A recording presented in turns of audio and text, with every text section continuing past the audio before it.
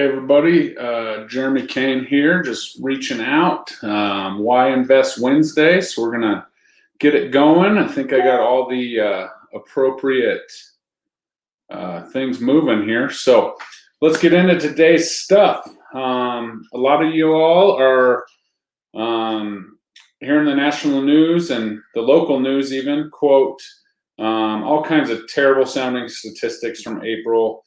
In our market. Obviously, at the national level, there was so many different rules. Some places still under pretty much lockdown. Some of those places, some of the busiest real estate markets in the country, including New York City, San Francisco, and those places. So those national numbers sound really, really bleak, and they are. But also realize that that was from April, and obviously we had a tough April. Some people, lost their jobs, weren't able to close. Some people got scared and just didn't want to close. Others, couldn't buy a new home, replacement home. So there's all kinds of reasons why the month of April obviously is going to have pretty bleak sounding numbers. Well, I'm here to tell you that those are old numbers, and we kind of lived through that already. And now we are into May, and as May starts, I'll tell you right now that according to RE Colorado, this morning there was 1,990 listings, 1,990 listings that went pending this week alone. That compared to 913 new listings in that same period of time. Gives you kind of an idea that that we are going to have some inventory issues, as we've been talking about. We had inventory issues prior to the pandemic, and now we're going to have them even worse. But with that said, there are homes that are coming on the market, and there are buyers out there. Moving on to the next kind of section, May 8th was kind of opening day, if you will. I saw some funny memes of like prison break and things in the real estate world. I did have a listing over on South Dexter, and we literally had showings from 8:10 a.m. to 6:45 p.m. and did not have a break at all. Special shout out to all those agents that showed those properties. We communicated. They were able to disinfect the areas they touched along with the state guidelines. No complaints from neighbors or anything like that. So that's awesome.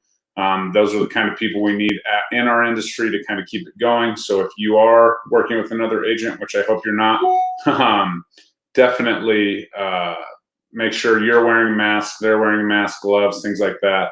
That just allows our industry to kind of keep going. Those are our rules. We actually have rules. They're pretty black and white. So we are working on that. And sorry about all these notifications here. I'll actually mute that. So yeah, as that goes, I had that listing, crazy time. Every single one of those agents texted me and said, hey, we disinfected the surfaces that we touched.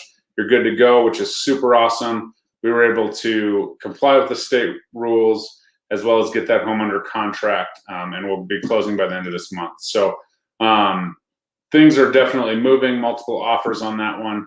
So just know that real estate is hyper local, and before you sit back and count your losses in the real estate world like they're saying on TV, let's have a conversation and see what's going on in your neighborhood as things are still moving. Again, the forbearance is kind of calming down, so that's good. That'll help lenders start to bring back some of their programs and things like that. And that moves us into point 3 for today. A lot of lenders have different programs: VA, FHA, CHAFA, all the down payment assistance type stuff, conventional. All of those loans are different lender to lender. So the old adage that we all have every program, that's not necessarily true right now, and every program is not created equal per lender. So make sure that you are consulting an experienced lender. If they don't have the program you have, I know that my lenders have talked to me and they're like, yeah, we're referring them to people that have the program that's best for them.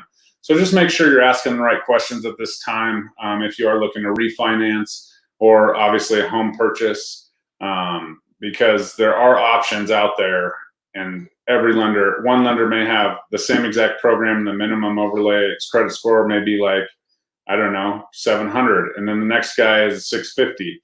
And if you're in that credit score range, 650 to 700, and you can't get it here, but you can get it here, it definitely might be a great time for you to buy. So just make sure you're asking those questions and being honest.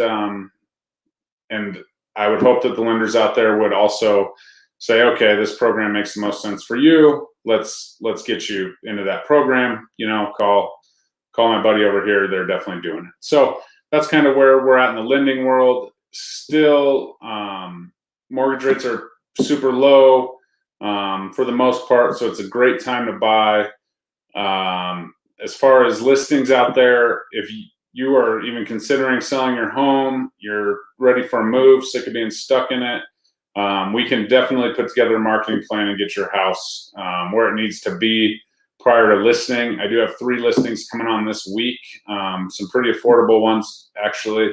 $200,000 condo in Lakewood, a $300,000 detached home in Aurora that's really nice, and a $530,000 home right in the Denver Tech Center with one of the best backyards I've been in a while, since my childhood at least. So things are happening. If you have questions, definitely reach out. Open lines of communication. If it's the right time for you, I will definitely counsel you through that. If it's not, I will tell you, let's wait on this or that.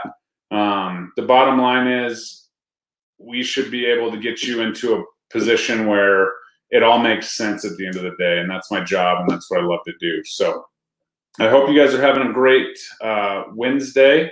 And as we move forward, let's just keep focused on the positive again. And as things open up, what's the first Major League Sports organization that's going to get going? Sounds like some of the California teams are going to be in trouble for college football, at least. So hopefully that clears up, and we can get moving back to normal. Hopefully someday. I don't know if I've ever gone 3 days without watching a live sporting event, let alone, I don't know, 6, 8 weeks, whatever it's been now. So hope you're doing well. I'm staying busy. If you have any questions, please reach out. If you watch, definitely leave me a comment. Let me know if you have any questions. We can talk about it in future Facebook Lives or Why Invest Wednesdays, or we can also have a conversation. So hope you're doing well. Have a good weekend. We're already trying to get to the weekend. See, that's what happens. We're off quarantine for a few days, and I'm already trying to get to the weekend. So hope you guys have a good one. We'll talk to you soon.